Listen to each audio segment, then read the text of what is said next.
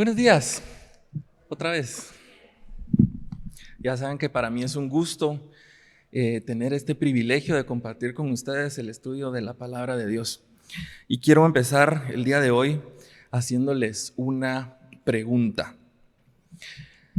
¿Sería posible que de acá a más o menos un mes dejaras de creer en Dios? ¿Será que podríamos buscar un ídolo o algo más que adorar porque Dios, no sé, ya no creemos en Dios? ¿Será? ¿Nos imaginamos que eso podría pasar? ¿Quiénes dicen amén? No, son mentiras. Por supuesto que no. Jamás se nos pasaría por la cabeza, ¿verdad? La respuesta es un rotundo no, ¿verdad? ¿Verdad? Ya me habían asustado. Bueno, ahora quiero que imaginen algo. ¿Qué pasaría si acabamos de ver un milagro impresionante?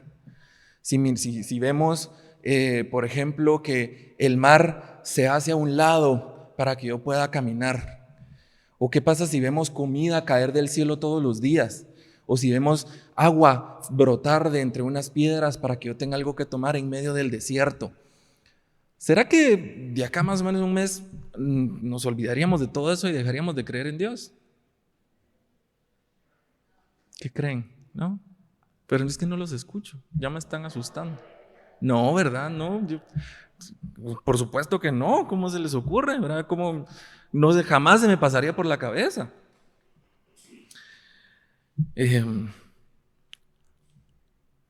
Yo creo que tal vez sí. No estoy diciendo que definitivamente sí caeríamos en ese problema, pero resulta que hubo un grupo de gente que sí le pasó precisamente esto. Me imagino que ya se imaginaron quién es. Esta historia la encontramos en el Éxodo. Y los quiero invitar a que leamos esta historia. Esta historia está en el Éxodo capítulo 32. Pero mejor empecemos a leerlo a partir del 19.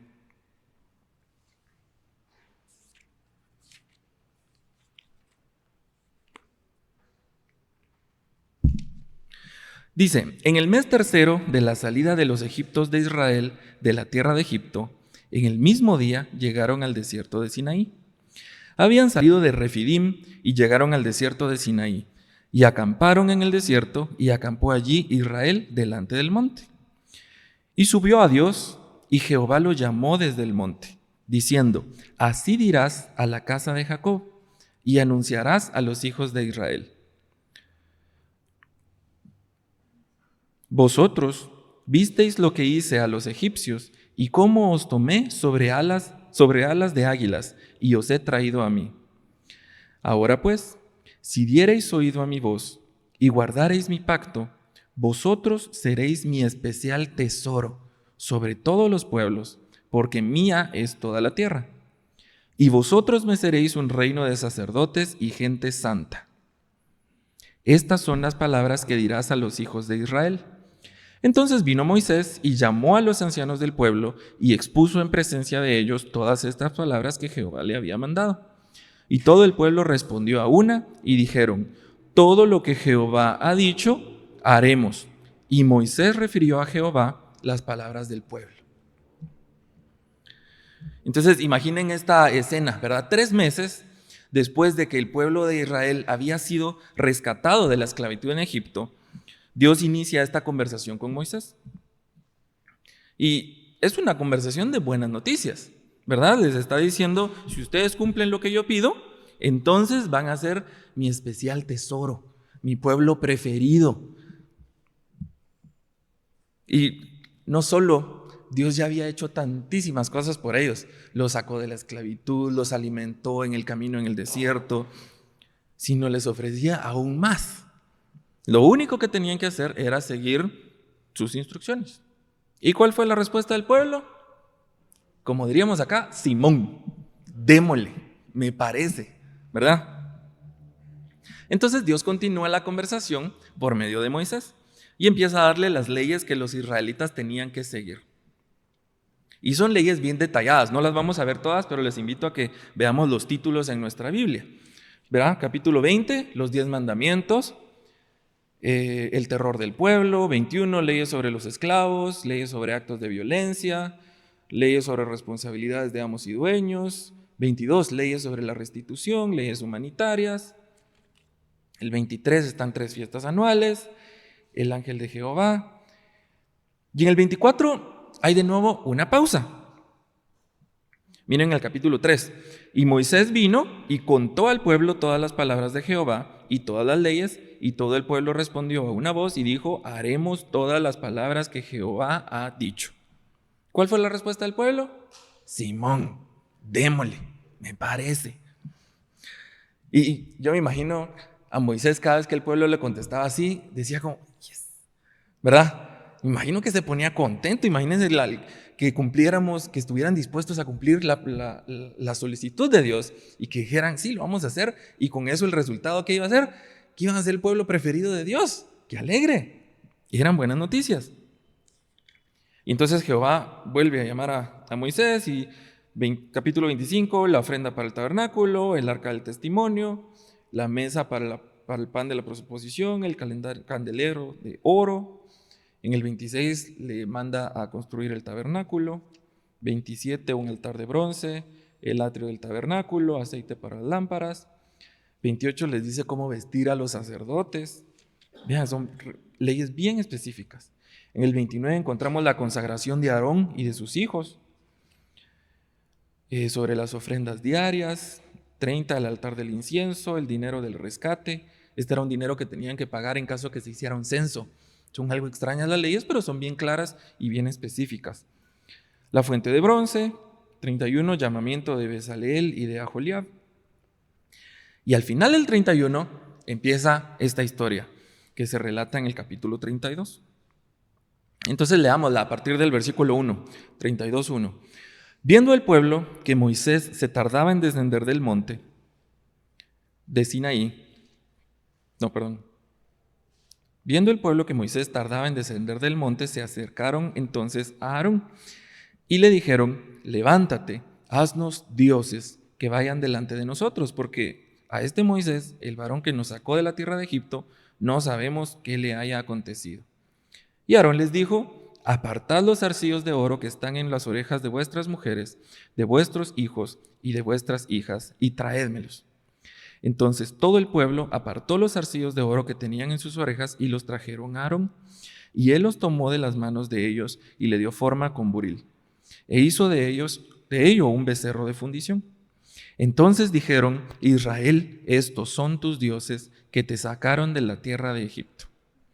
Y viendo esto Aarón, edificó un altar delante del becerro y pregonó Aarón y dijo: mañana será fiesta para Jehová. Y al día siguiente madrugaron y ofrecieron holocaustos y presentaron ofrendas de paz. Y se sentó el pueblo a comer y a beber y se levantó a regocijarse. Entonces Jehová dijo a Moisés: anda, desciende, porque tu pueblo que sacaste de la tierra de Egipto se ha corrompido. Pronto se han apartado del camino que yo les mandé, se han hecho un becerro de fundición y lo han adorado y le han ofrecido sacrificios. Y han dicho: Israel, estos son tus dioses que te sacaron de la tierra de Egipto. Dijo más Jehová a Moisés: yo he visto a este pueblo, que por cierto es pueblo de dura cerviz, esto es de cabeza dura, tercos. Ahora pues, déjame que se encienda en mí, que se encienda mi ira en ellos y los consuma. Y de ti yo haré una nación grande. ¿Cómo es posible? ¿Acaso se volvieron locos? ¿En qué estaban pensando? ¿Qué tenían en la cabeza? Entiendo que hoy en día van a haber algunos, por ejemplo, que argumentan que no creen en Dios, que porque tal vez no ven evidencia tangible, visible de su existencia. Pero los israelitas no tenían esa excusa. Ellos habían experimentado el poder de Dios, los milagros, fueron testigos de 10 plagas que Dios envió sobre Egipto. Vieron partirse el mar rojo, recibieron el maná, el agua en el desierto. Incluso vieron la misma presencia de Dios en forma de una nube y en forma de fuego. Aún así se apartaron. Hay otros que dicen que no creen en Dios, que porque las escrituras tal vez no son ciertas, que mitos, no sé. Pero los israelitas estaban viviendo en medio de todos estos eventos. No era que les contaron, no era que los tenían que leer. Habían sido testigos presenciales de todos estos eventos. Habían visto con sus propios ojos el poder de Dios y aún así dejaron de creer en Él. Algunos otros se apartan de la fe por algún problema, por ver problemas en el mundo, o tal vez porque ven mucha maldad en el mundo y se rehúsan a creer en un Dios que permite esa maldad. Que ese, por cierto, es un muy buen tema para estudiar, pero lo dejamos para la próxima. Los israelitas sí habían sufrido dolor, habían pasado por problemas, pero ellos mismos fueron los que recibieron la bondad y el amor de Dios de primera mano y recibieron la provisión a pesar de todas estas pruebas. Dios les había demostrado su amor directamente. Y tampoco era un tema generacional, ¿verdad? Que los hijos de los hijos de los hijos de los que experimentaron algún milagro ahora decidían que no creían, que se iban a separar de Dios, empezaban a dudar de la existencia de Dios. No, el tiempo entre el último milagro que ellos presenciaron y este momento eran a lo máximo 40 días. No era mucho. Entonces, ¿qué pasó? ¿Por qué llegaron a cometer semejante error? Es como frustrante, ¿verdad? Imagínense, ya habían recibido la promesa de Dios de ser el pueblo preferido. Tenían claritos todos los pasos, uno por uno, que tenían que seguir, las leyes que tenían que cumplir, todos los procesos estaban tan detallados. Y no. Es más, miren cuál fue la primera instrucción de Dios en el capítulo 20, en el versículo 1. Y habló Dios todas estas palabras diciendo: Yo soy Jehová tu Dios, que te saqué de la tierra de Egipto, de casa de servidumbre. No tendrás dioses ajenos delante de mí. El primer mandamiento, la primera instrucción de Dios. Y lo primero que hacen mal. Y a mí me recuerda lo que pasa cuando uno es niño, ¿verdad? Le dice la mamá a uno: no te subas ahí, ten cuidado, te vas a caer. ¿Y qué hacía uno? Se subía y se caía. Es cierto que Jesús dijo que fuéramos como niños, pero creo que no se refería a eso, ¿verdad?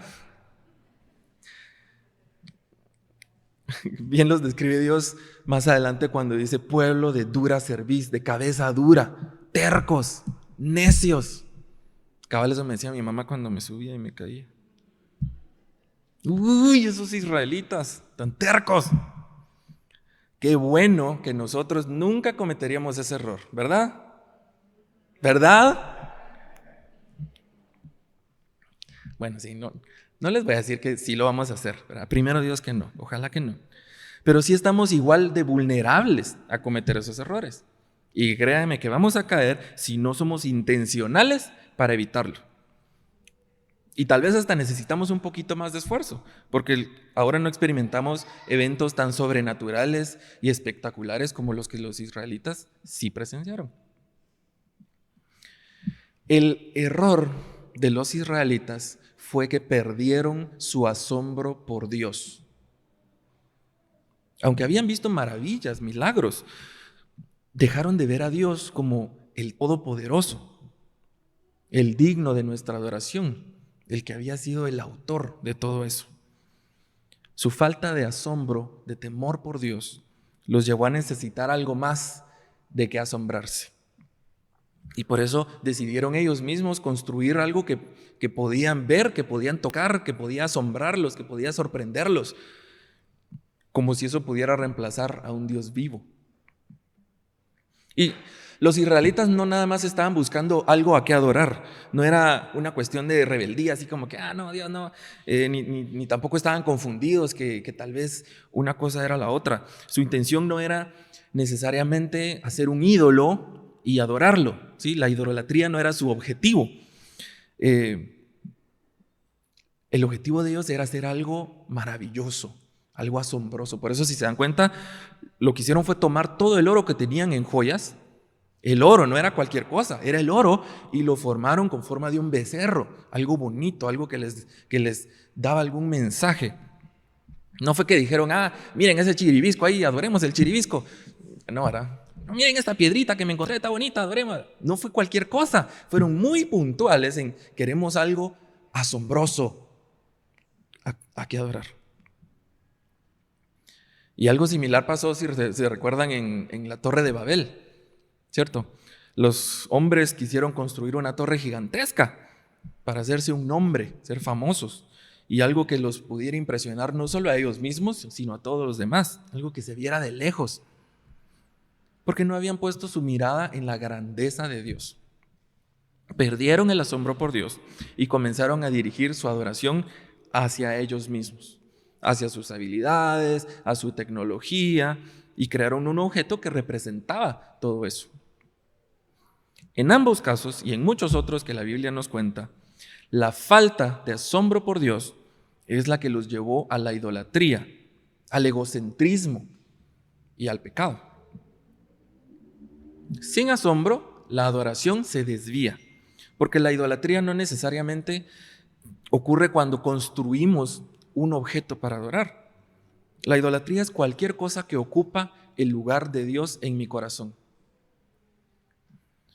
La idolatría es mucho más sutil, es más engañosa. No siempre es algo físico, algo visible o algo tangible, sino es una actitud interior. Por ejemplo, cuando toda mi vida gira en torno a mis deseos, a mis metas, a mis logros, lo que estoy es poniendo a otro Dios, entre comillas y con D minúscula, en el trono de mi corazón. Es este tipo de egocentrismo que no se nota, pero es una forma de idolatría que solo busca mi propia satisfacción, mi propia seguridad o mi propia fama, mi prestigio, en lugar de la gloria de Dios. Y es por eso que el asombrarnos, el maravillarnos, el temor a Dios es un requisito para adorar verdaderamente. Y es una protección también en contra de la idolatría y el egocentrismo. Leamos Hebreos capítulo 12 y versículo 28. Pero si quieren no lo busquen porque vamos a regresar acá. Lo tenemos acá en la pantalla. Así que, recibiendo nosotros un reino inconmovible, tengamos gratitud y mediante ella sirvamos a Dios agradándole con temor y reverencia. En la nueva versión internacional lo traduce como adoremos a Dios como a Él le agrada, con temor reverente. Es ese mismo temor, ese asombro, esa reverencia que son inseparables de la adoración que a Dios le gusta, esa adoración aceptable, es como Él nos manda a adorar.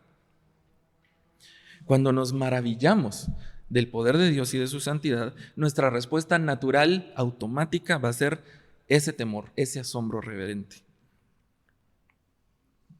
Sin asombro, la adoración se convierte en una rutina, una costumbre, algo que hacemos sin corazón.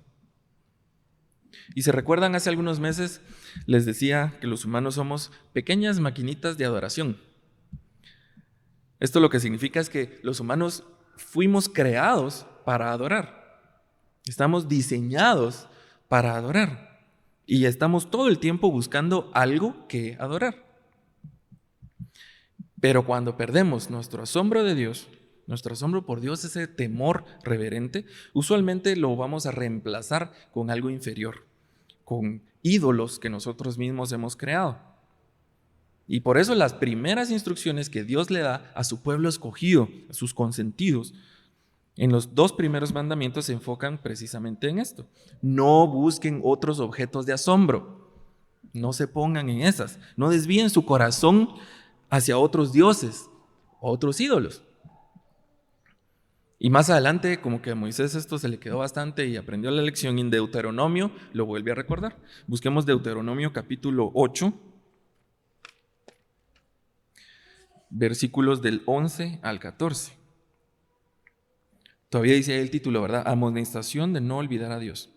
Cuídate de no olvidarte de Jehová tu Dios, para cumplir sus mandamientos, sus decretos y sus estatutos que yo te ordeno hoy. No suceda que comas y te sacies y edifiques buenas casas en que habites, y tus vacas y tus ovejas se aumenten, y la plata y el oro se te multipliquen, y todo lo que tuvieres se aumente, y se enorgullezca tu corazón y te olvides de Jehová tu Dios, que te sacó de tierra de Egipto, de casa de servidumbre. Entonces cuídate de dejar de asombrarte de Dios, porque eso lleva a la idolatría. Y acá viene la aplicación. Asombrarnos y maravillarnos de Dios debe ser un acto intencional, voluntario. Debemos renovar todos los días, a cada momento, nuestro asombro por Dios. Y por ejemplo, si vemos los salmos, son una colección de motivos de asombro. Hoy lo cantábamos, ¿verdad? Al finalizar la alabanza. Un salmo. Los salmos son un ejemplo de una alabanza que va mucho más allá de la repetición, de lo repetitivo, de lo obvio. Nos motivan a reconocer nuestra pequeñez y exponen la grandeza de Dios. Todas las escrituras nos presentan aspectos del carácter, del poder y del amor de Dios. Leamos constantemente la palabra de Dios para renovar nuestro asombro por Dios. También la iglesia, cada uno de nosotros, podemos ayudar a los demás a maravillarnos del poder de Dios. Cuando compartimos testimonios acerca de la obra de Dios en mi vida, cuando oramos los unos por los otros, cuando damos palabras de ánimo a alguien más, o cuando compartimos una reflexión, un pasaje bíblico con alguna persona que lo necesite. No solo seamos intencionales en buscar renovar nuestro propio asombro de Dios, sino ayudemos a los demás a renovar el suyo. Esto tiene que ver con lo que vimos hace un mes, ¿verdad? El sacerdocio universal. Somos linaje escogido, real sacerdocio, nación santa, pueblo adquirido por Dios. ¿Para qué? Para anunciar las virtudes de aquel que nos sacó de tinieblas a luz admirable. Anunciar las virtudes de Dios es precisamente eso, hablar de su grandeza, de su amor, de su poder, y no solo a los no creyentes, sino también a nosotros mismos, entre todos. Ayudémonos los unos a los otros, no los otros a los unos, ¿verdad? A renovar nuestro asombro por Dios. La creación, la naturaleza, también nos habla de Dios, de su poder, de su creatividad. Algunos podríamos creer que la ciencia y la fe están en directa oposición, y tal vez sí, pero no necesariamente es cierto. Podemos usar la ciencia como una herramienta para conocer las maravillas y el orden en la creación de Dios. Mientras más sabemos acerca del universo, la complejidad, por ejemplo, del cuerpo humano, la vastedad del espacio, todo esto nos apunta a un creador con un poder y con una creatividad mucho más grande de lo que podamos comprender. Y nuevamente debemos tener cuidado intencional de no atribuir todas estas maravillas a el azar, ¿verdad? O al ingenio o la ciencia como nuestro objeto de asombro y de adoración. Observar, estudiar la creación de Dios también nos ayuda a renovar nuestro asombro por Dios. Es lo que vemos en los salmos, ¿verdad? Cómo usa la naturaleza como una demostración del poder de Dios. En conclusión, cuidémonos de dejar de asombrarnos de Dios, porque lo mismo que les pasó a los israelitas nos puede pasar a cada uno de nosotros. Podemos inventarnos hasta por accidente otros objetos, otras fuentes de asombro, objetos de adoración, ídolos. Y por eso debemos ser intencionales en recordar la obra de Dios, estudiar las Escrituras y mantenernos enfocados en Él. El reto para esta semana es: seamos intencionales en asombrarnos de Dios. Vivamos en un estado permanente de asombro por Dios. Quiero invitarte a que cierres tus ojos y que hables un momento a solas con Dios. Y dile: Señor, quiero asombrarme de ti. Hazle una promesa al Señor. Padre, esta semana voy a buscar asombrarme solo de ti. Pero no te quedes solo con esta intención. Haz el compromiso de estar atento a cómo Dios se va a revelar. Tal vez va a ser en la belleza de la naturaleza que nos rodea. Puede ser en los detalles de su creación que hablan de su poder y de su creatividad. Tal vez será en el testimonio de alguien más que comparta lo que Dios ha hecho en su vida. Puede ser al orar por alguien más y ver cómo Dios obra en respuesta a tus oraciones. O tal vez va a ser al estudiar la palabra, tal vez en un salmo o en cualquier otro pasaje que te recuerde su carácter, que te recuerde su amor, su majestad. Decide hoy, ¿cuál será tu compromiso de esta semana? ¿Será pasar más tiempo leyendo las Escrituras? ¿O será orar por alguien más? ¿O simplemente detenerte y contemplar y agradecer las maravillas de su creación? Lo importante es que le digas a Dios: Señor, quiero mantener mi corazón atento a las formas en las que tú te revelas y quiero que mi asombro por ti crezca cada día más.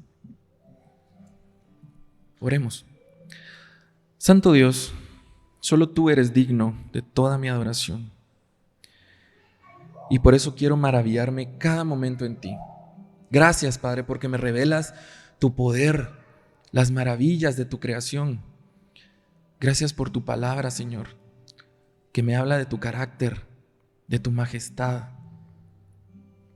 Reconozco que todo lo que soy, todo lo que tengo y todo lo que considero bueno, no es más que la evidencia de tu poder, de tu majestad y de tu gloria.